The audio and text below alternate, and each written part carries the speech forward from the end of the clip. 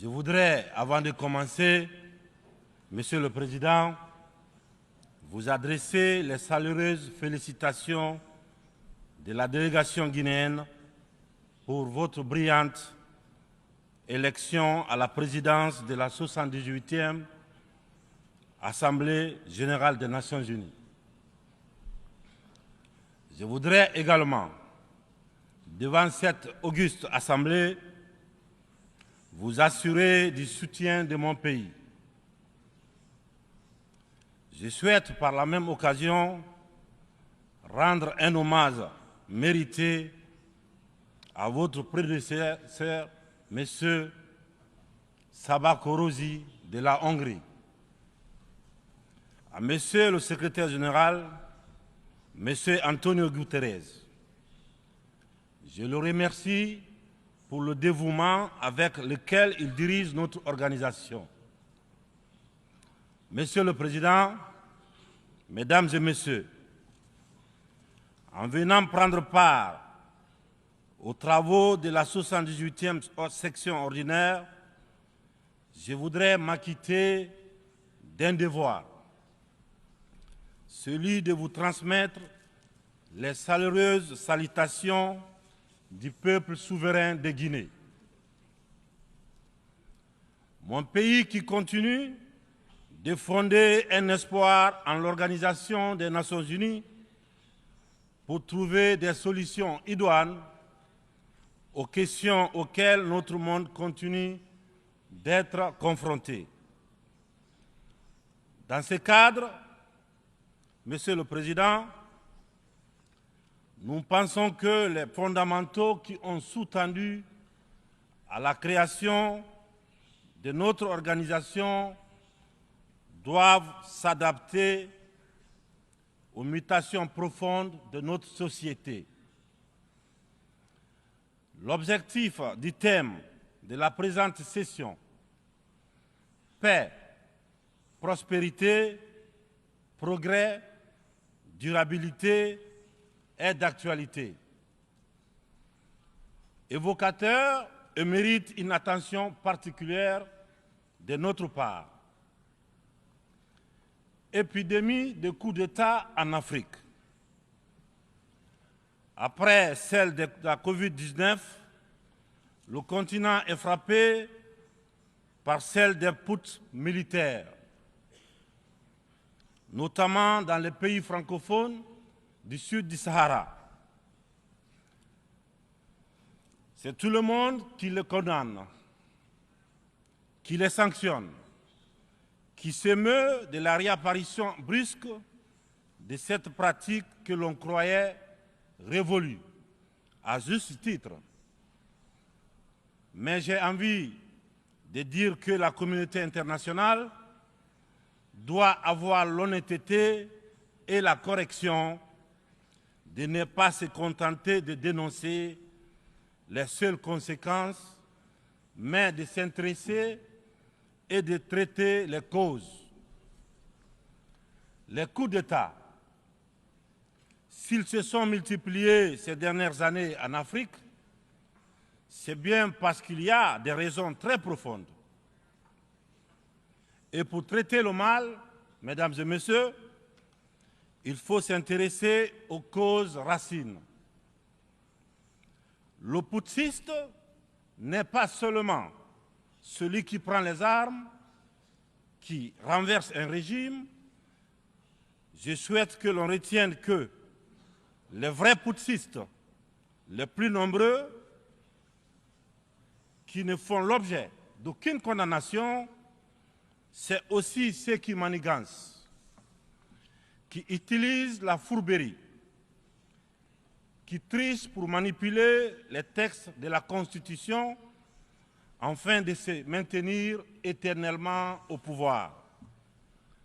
C'est ceux en col blanc qui modifient les règles du jeu pendant la partie pour conserver les rênes du pouvoir. Voilà les putschistes les plus nombreux. Monsieur le Président, Mesdames et Messieurs,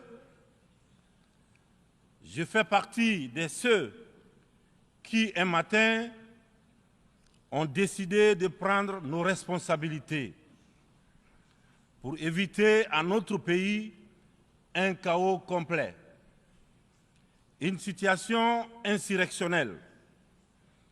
Aucune force politique, toutes complètement neutralisées à l'époque, n'avait ni le courage ni les moyens de mettre fin à l'imposture que nous vivions.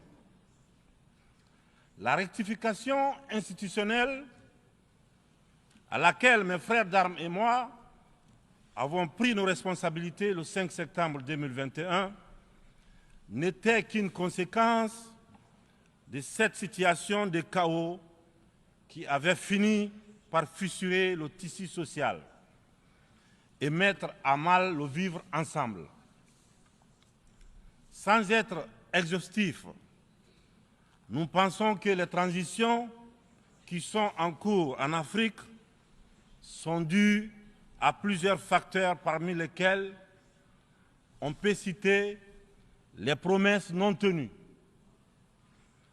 l'endormissement du peuple, le tripatouillage des constitutions par des dirigeants qui ont pour seul souci de se maintenir au pouvoir au détriment du bien-être collectif. Aujourd'hui, le peuple africain sont plus que jamais éveillés et décidés à prendre leur destin en main. La mauvaise répartition des richesses crée des inégalités sans fin. La famine, la misère qui rendent le quotidien de nos populations de plus en plus difficile. Ces inégalités font partie des causes des événements qui mettent en péril surtout le vivre ensemble.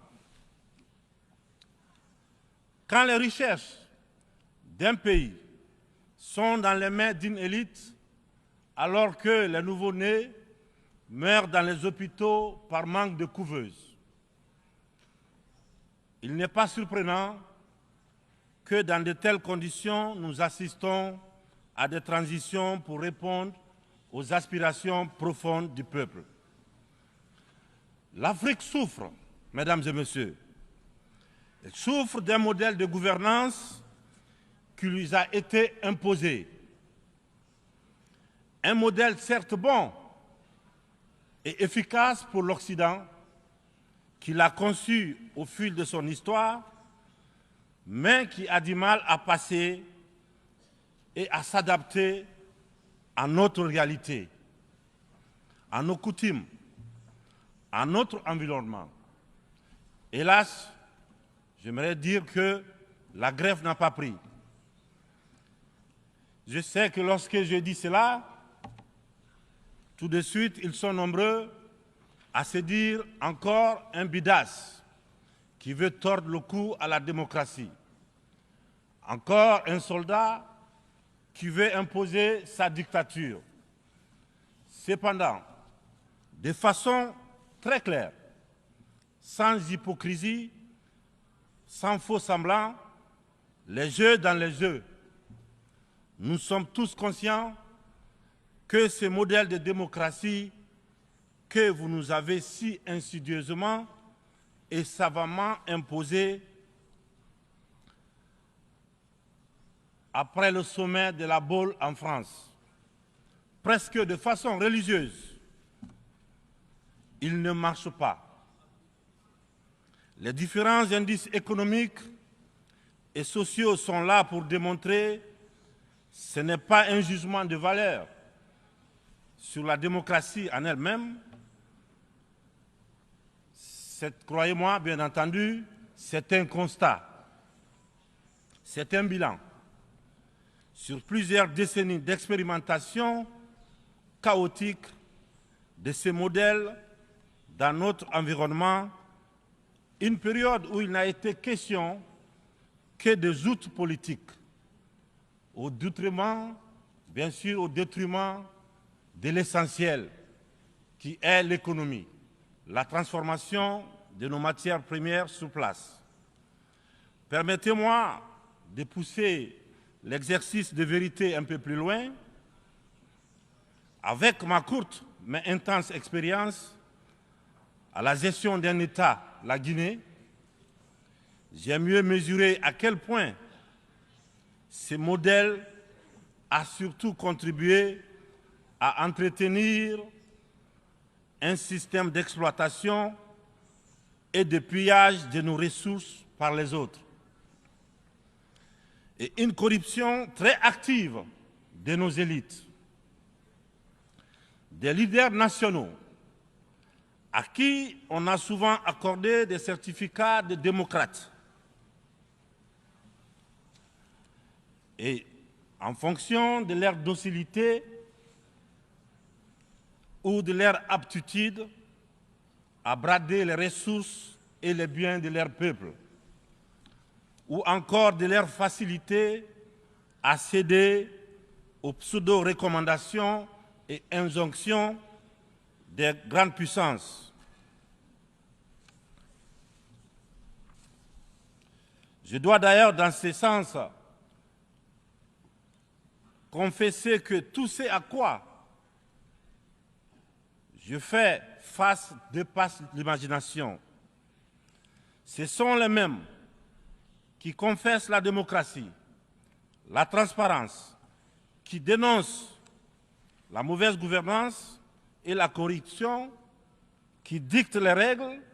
C'est eux qui, en off, très discrètement et sournoisement, redoublent de pression pour nous faire céder notre patrimoine dans des contrats léonins. Je comprends certains dirigeants, quelques-uns de mes prédécesseurs, qui, parce qu'ils avaient des fragilités, parce qu'ils étaient sous pression, ou parce qu'ils traînent des casseroles, ou surtout parce qu'ils avaient des agendas politiques, ont cédé à ce qu'on leur demandait. Je les comprends sans les approuver. Certains m'ont même rappelé que si j'avais un agenda politique, je serais moins à l'aise pour mener à bien les réformes auxquelles mon gouvernement et moi nous nous sommes attaqués. Une chose est certaine, nous n'avons qu'une seule préoccupation, le bien-être du peuple et le vivre ensemble. C'est cela notre priorité. C'est pourquoi la transition que je dirige a choisi de se consacrer avec méthode en fixant les objectifs clairs dans un ordre précis.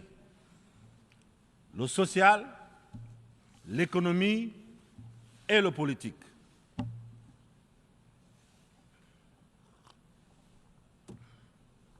Monsieur le Président, Mesdames et Messieurs, mon uniforme, je l'ai mis au service de mon peuple.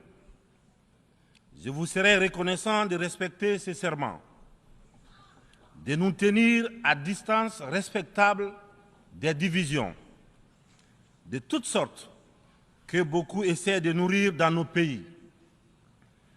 Le Sahel traverse l'une des histoires les plus graves de sa très vieille histoire, mais elle a les ressorts nécessaires pour y faire face. Son sens légendaire de la diplomatie doit être libéré afin qu'ensemble, nous nous parlions sans interférence. C'est pourquoi, et pour cela, que la CEDEAO, dont la vocation était économique, doit cesser de se mêler de la politique et privilégier le dialogue. Nous, Africains, nous sommes fatigués, épuisés des catégorisations dans lesquelles les uns et les autres veulent nous mener et surtout veulent nous cantonner. La population de l'Afrique est jeune Elle n'a pas connu la guerre froide. Elle n'a pas connu la guerre et les guerres idéologiques qui ont façonné le monde pendant les 70 dernières années. C'est pourquoi nous, Africains, nous trouvons insultants les cases, les classements qui tantôt nous placent sous influence des Américains, tantôt sous celle des Anglais, tantôt des Français, tantôt des Chinois, des Russes et même des Turcs. Nous ne sommes ni pro, ni anti-américains, ni pro, ni anti-chinois, ni pro, ni anti-français, ni pro, ni anti-russe, ni pro, ni anti-turc. Nous sommes tout simplement pro-africains. C'est tout.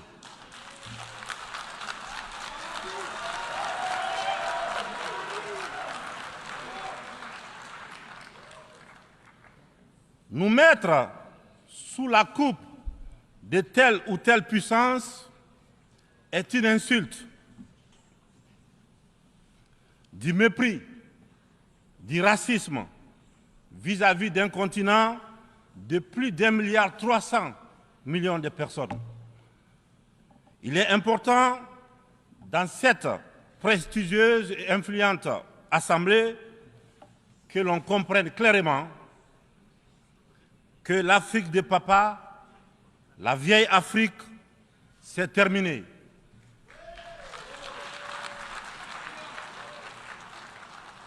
Avec une population de plus d'1 milliard d'Africains, dont environ 70% de jeunes totalement décomplexés, des jeunes ouverts sur le monde et décidés à prendre en main leur destin.